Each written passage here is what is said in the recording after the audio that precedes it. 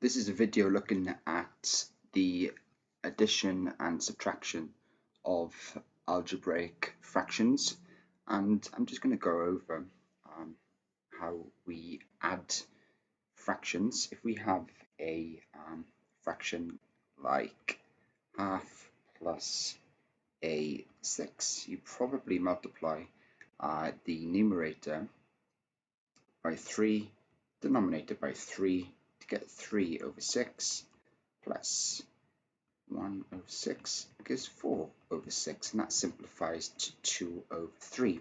Now, if we have something like a over b plus c over d, it gets a little bit more complicated. The lowest common multiple of bd is the product of bd, and there's a nice way of adding these fractions, and it's called cross multiplication. So let's do that then. We're going to multiply a times d, we're going to multiply b times c, and in the numerator, in the denominator, we get b times d. Okay, so that simplifies to AD plus BC all over BD. And this is called cross multiplication. Now we can cross multiply our initial fraction here. So let's have a look at doing that. We got half plus a 6. We can get 6 plus 2 over 12, which is 8 over 12. We can divide by 4, get 2 over 3. Now, 12 is a common multiple of 2 and 6, but it's not the lowest common multiple. So the cross multiplication method works for numerical fractions, and it's the method we use, it's the preferred method we use for algebraic fractions. Okay, so let's have a go at doing A. So before we have a go at A, we need to be familiar with the distributive property, and the distributive property enables us to simplify expressions that have an expression being multiplied by a single term. So you should be able to use the distributive property on something like this to get v squared plus 2v minus 4v minus 8, and that simplifies to v squared negative 2v negative 8. So that's a prerequisite to be able to answer these questions. So let's have a look at A. Okay, so let's use this. So we are going to cross multiply. So let's write down the fraction.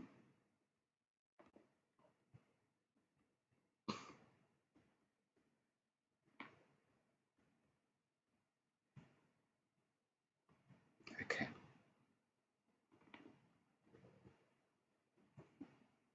So we're going to get v minus 4, v plus 4, all over v minus 1, all over v plus 4. So I'm going to keep these as separate fractions for now. So we've got v plus 2 over v minus 1, all over v minus 1, v plus 4. So it's not wrong to write them all over one fraction, but there's a negative here, and I think it's easier to write two separate fractions just in case we we make a mistake. Okay, so let's distribute this bracket first. So we've got v squared plus 4v negative v minus 16. Okay, you should know that this is called a difference of two squares.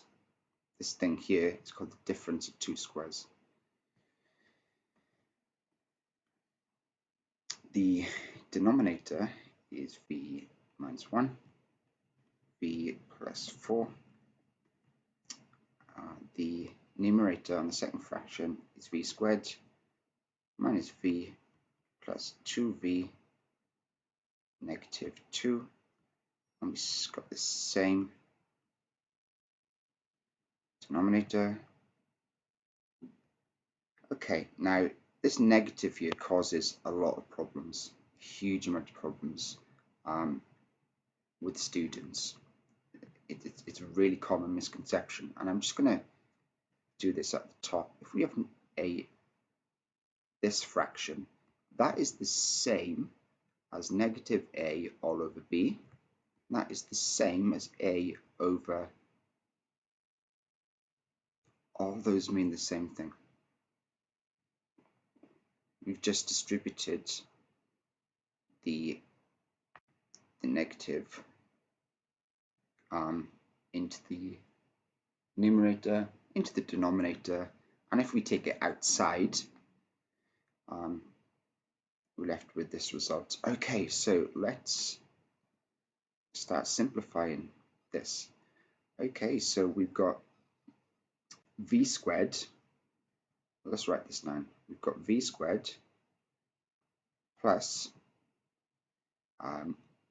4v minus 4v is 0 minus 16. And then we've got all this. We've got a negative in the outside of the bracket. Negative v squared. If we simplify this, we're going to get positive v negative 2 all over v minus 1 and v plus 4. Okay, let's get some more space here.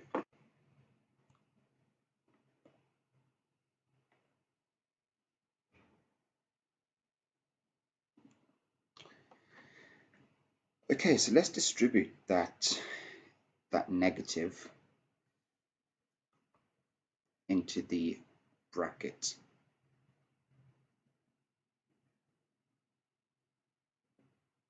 Okay, so we've got v squared minus 16.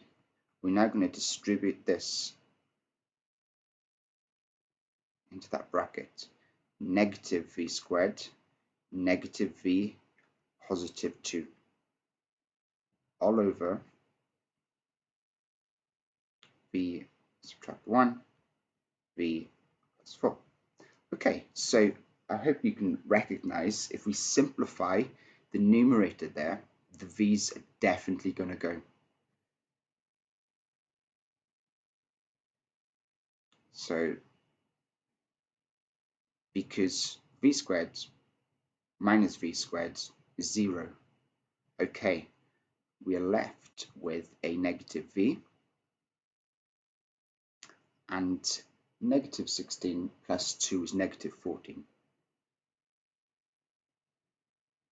Okay, there's often a desire to expand. When they see a bracket, they expand. In maths, we like to write everything in its simplified form. For example, the fraction 6 over 12 is half. And in algebra, simplified form means factorized. And we can factorize the negative v negative 14. So let's do that then.